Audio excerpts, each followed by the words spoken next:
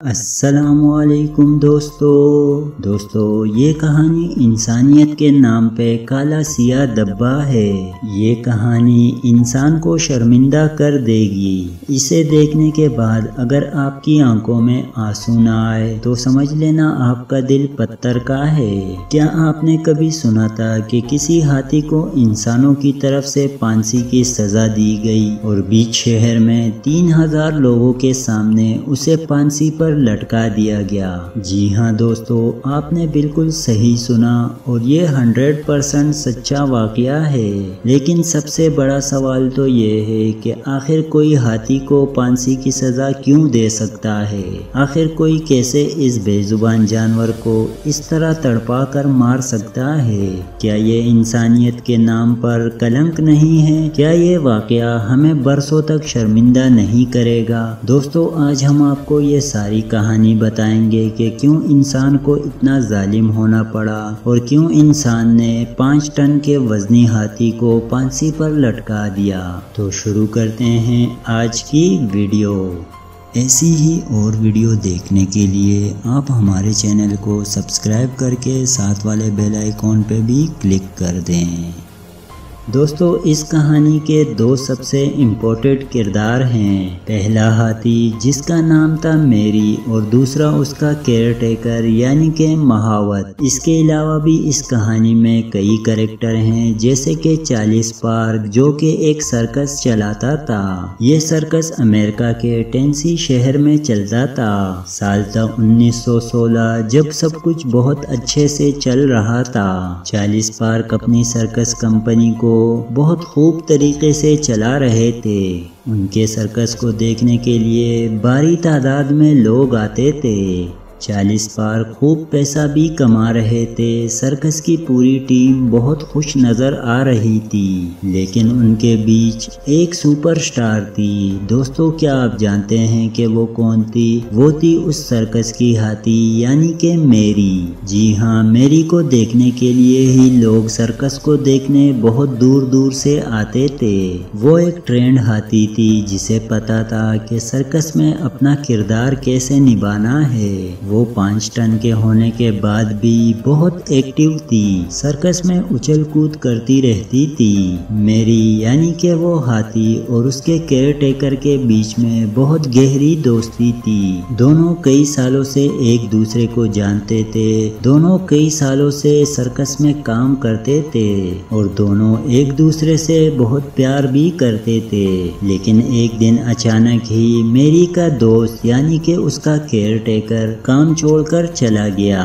ये बात मेरी समझ नहीं सकी और उसे सदमा सा लगा और वो कोई सी रहने लगी। सर्कस के मालिक ने एक नए केयर टेकर को बुलाया। ये बात वो भी समझता था कि किसी नए केयर टेकर के साथ मेरी को एडजस्ट होने में थोड़ा टाइम तो लगेगा ही। लेकिन उसके पास टाइम कहाँ था, उसे पैसे जो कमाने थे।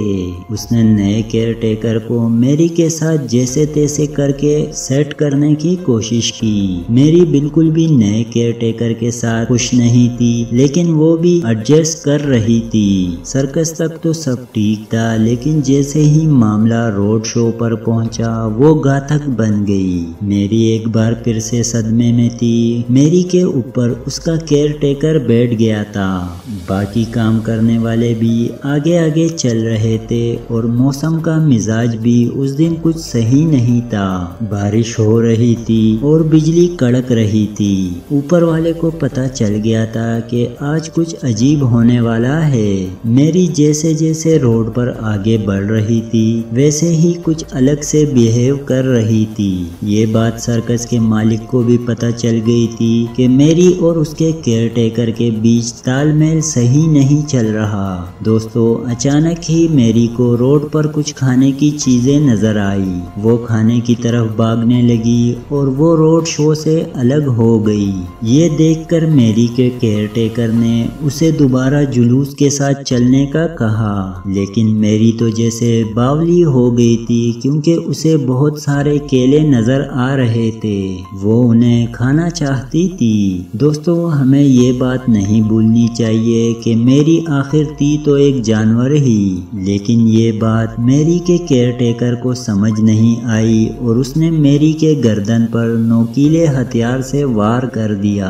मैरी बुरी तरह से जख्मी हो गई और उसके जिस्म से खून निकल रहा था और देखते ही देखते उसका सर और गर्दन खून से लथपथ हो गए। इस चोट से उसे इतना गुस्सा आया कि उसने अपने केयरटेकर को नीचे मार गिराया और फिर उसने अपने पैरों से उस पर जोरदार वार कर दिया। मैरी का केयरटेकर मारा गया।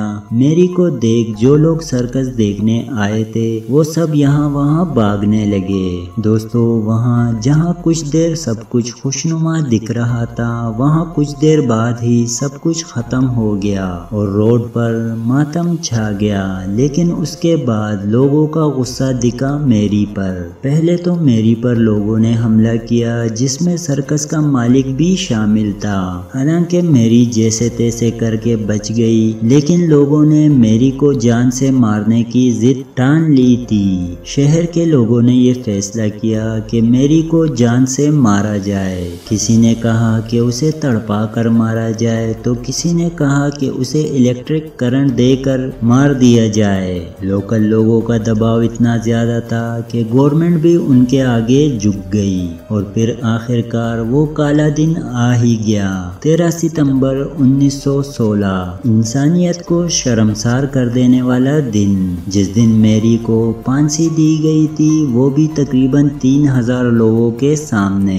दोस्तों, क्या आप यकीन कर सकते हैं कि मैरी को फांसी देने के लिए 100 टन का वजन उठाने वाली एक क्रेन मंगवाई गई और फिर मैरी को फांसी पर लटका दिया गया। दोस्तों, एक सवाल अब आपसे है। मैरी पर इल्ज़ाम था कि उसने अपने केयरटेकर की जान ली, लेकिन क्या हम और आप मैरी को ये जवाब दे पाएंगे कि एक जानवर को भूख लगी, उसे खाना खाने से रोका गया, उस पर नोकीले हथियार से वार किया और जब उसने अपना गुस्सा दिखाया तो उसे फांसी पर लटका दिया गया। ये सिर्फ और सिर्फ दिखाता है कि इंसान को इंसान की ही फिक्र है, किसी और की नहीं।